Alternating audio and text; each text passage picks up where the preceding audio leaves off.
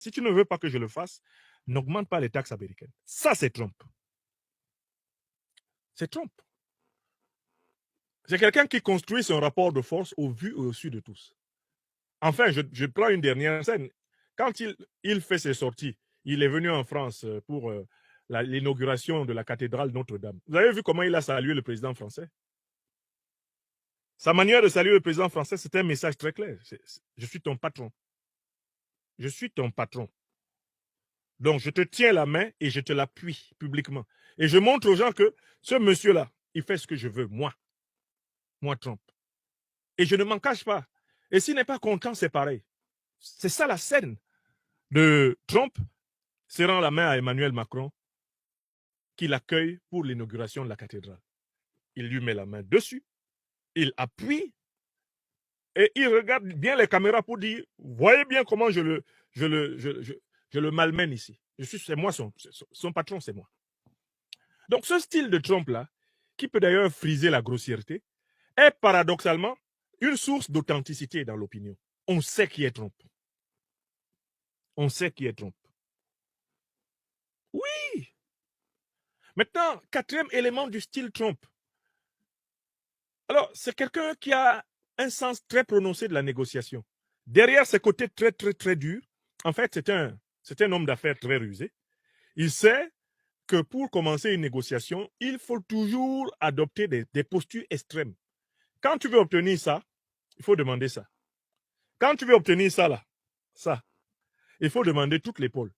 Comme ça, au moins, tu es sûr d'avoir le poignet et la main. Donc, Trump, c'est l'homme de l'exagération. Regardez, par exemple, la ligne qu'il a adoptée depuis qu'il a été investi président. Il est en train de mettre la pression sur la Russie. Il dit à la Russie, mais la Russie est en train de perdre son économie est en train de tomber. La Russie a intérêt à arrêter cette guerre. Pendant qu'il est en train de dire ça, il est en train de couper les vivres à l'Ukraine. Il est en train de couper les vivres à Zelensky. Donc, il veut obliger Poutine à accepter la négociation maintenant. Mais il fait tout pour que Poutine soit en situation de difficulté au moment de commencer la négociation, dans l'espoir que Poutine ne soit pas trop boulimique en territoire ukrainien et en garantie de sécurité. Mais de l'autre côté, il est en train de couper, il est en train de réduire la perfusion de Zelensky. C'est Trump. Donc, c'est quelqu'un qui est un très fin négociateur, mais qui est un grand constructeur de rapports de force. Le rapport de force. Et il ne le fait pas en cachette, il le fait devant vous. Quatrième qualité, négociateur rompu à l'art de la construction des rapports de force. Or, les dirigeants occidentaux, qui en réalité ne croient qu'aux rapports de force, donnent l'impression de ne jamais les utiliser. Ah non, alors là, nous allons vraiment ici passer par un consensus, un compromis, une négociation. On va rappeler les principes du droit international. Trump n'est pas dedans. Il construit le rapport de force, il essaie d'obtenir ce qu'il veut de tous ses partenaires internationaux. Donc voilà un peu le style Trump. Et vous voyez que c'est un style qui est en rupture totale avec l'hésitationnisme, le confusionnisme, etc. Enfin, il y a un cinquième point qui fait le style de Trump. C'est qu'il réaffirme aux États-Unis, à un moment inespéré, il réaffirme les valeurs de la famille traditionnelle puritaine américaine, alors que lui-même, ce n'est pas tout à fait un puritain. C'est pas Donald Trump, ce n'est pas quelqu'un à qui on peut donner le bon Dieu sans confession. Mais il a compris que l'Amérique avait besoin de revenir aux valeurs fondamentales de la famille humaine traditionnelle.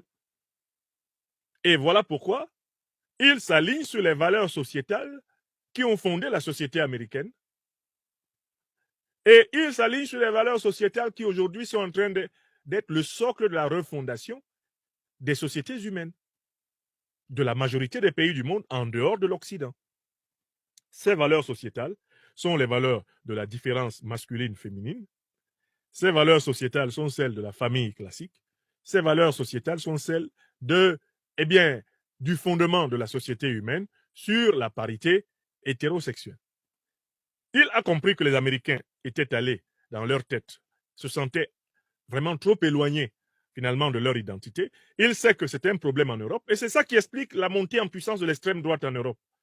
Le besoin d'extrême droite en Europe est en rapport avec ce problème de la perdition de la famille traditionnelle et des valeurs sociétales traditionnelles. L'une des raisons du rejet de l'Occident par l'Asie, par l'Afrique et même par une bonne partie de l'Amérique, c'est la perte des repères de la famille humaine traditionnelle en Occident. Or, Donald Trump, lui, il a le courage de réaffirmer ses valeurs. Parmi les décrets qu'il a signés, il y a des décrets très courageux. Des décrets qui, en Europe, seraient attribués littéralement à un nazi, à un fasciste. Il les a signés. Il les a signés et je suis frappé par le fait que les Européens en prennent acte.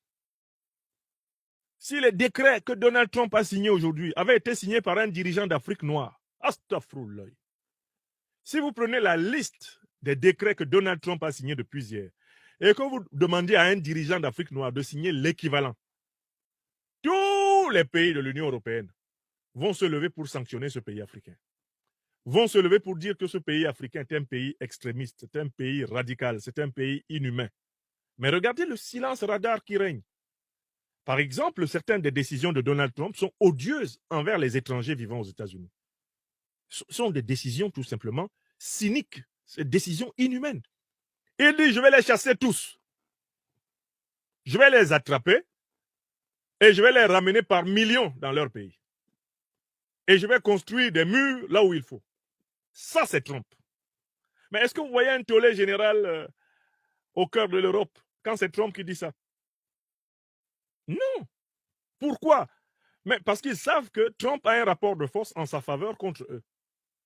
Et les mêmes qui seraient prêts à condamner vertement un dirigeant africain qui prend les mêmes décisions que Trump le feraient uniquement parce qu'ils se croient dans un rapport de force supérieur à ce dirigeant africain. Puisque l'Occident politique ne respecte plus que la force. D'ailleurs, je pense qu'il n'a jamais respecté que le rapport de force. Thomas Hobbes dit que le droit international est la prolongation de l'état de nature, c'est-à-dire de la condition dans laquelle l'homme est un loup pour l'homme.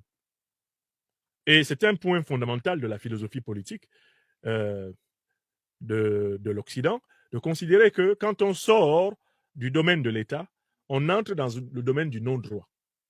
Alors, donc le droit international, on peut le résumer comme un équilibre fragile des puissances matérialisé par des textes, des conventions, des traités, des pactes dont la valeur ne tient qu'à la puissance du canon de celui qui les applique. Bon, voilà un peu le style Trump.